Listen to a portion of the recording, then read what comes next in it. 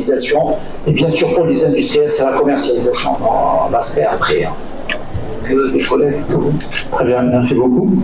Monsieur Aïssam Prey, je suis président de l'Alliance francophone pour la qualité et gestion des risques en santé et membre fondateur aussi de la Fédération des acteurs de la santé.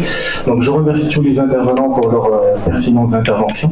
Et justement, c'est un sujet qui évoque quand même beaucoup de réflexion, parce que c'est un sujet d'abord qui n'est pas tabou, parce qu'on entend parler souvent de l'intelligence artificielle, mais il y a des faces cachées, comme l'a dit le professeur Bassir, parce qu'il y a 3 couches. Alors, juste pour d'abord remercier le professeur Bensouda par rapport à la problématique de la hétérogénéité médicamenteuse ou des erreurs médicamenteuses de façon un peu plus démystifiée. C'est vrai qu'aujourd'hui, en fait, ça pose un réel problème, parce qu'on ne se pose jamais la question qu'est-ce qu'on fait avec le médicament au sein de la structure de soins.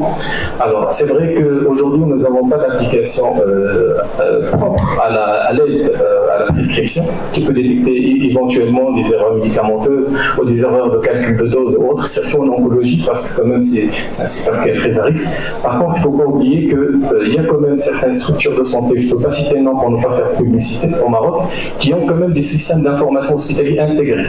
Intégré, ça veut dire qu'il y a un dossier médical informatisé avec un outil qui va. Alors, je tiens à souligner aussi le risque qui doit être aussi étudié peut-être pour nos collègues et confrères à qui on souhaite beaucoup de succès, à étudier aussi l'interopérabilité entre cette application et les systèmes existants chez eux. Parce qu'aujourd'hui, nous allons dans la régionalisation de l'offre de soins, et chaque région elle aura son propre système d'information. Donc, qu'en est-il après, en fait, justement, pour gérer les data derrière? Alors, je rebondis sur ce que dit le professeur Bassir, justement, parce qu'aujourd'hui, pour faire l'intelligence artificielle, on a besoin de data. Ça veut dire que la data doit être pertinente pour qu'on ait une intelligence artificielle. Gardez le mot intelligence, sinon on sera dans la justice artificielle. Donc ça ne sera pas l'outil d'aide à se tromper.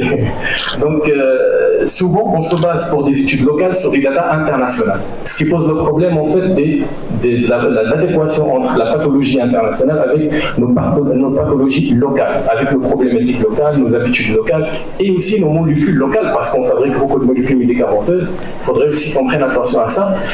D'où l'intérêt de se poser la question aujourd'hui, comment on gère et on crée des données dans nos structures de santé qui puissent permettre à nos chercheurs justement de disposer de données pertinentes qui leur permettront en fait justement d'avoir des outils d'aide à la décision qui soient les plus précises possibles. Bien entendu, la marge d'erreur 0%, ça n'existe pas, mais au moins il faut quand même accompagner les acteurs. La dernière question, je suis désolé en fait de cette longue intervention, c'est aussi comment monter ou améliorer la connaissance aussi des utilisateurs d'IA. Parce qu'il y a l'IA qui peut être bonne, mais aujourd'hui, quel est le niveau en fait justement de génération de valeur ajoutée?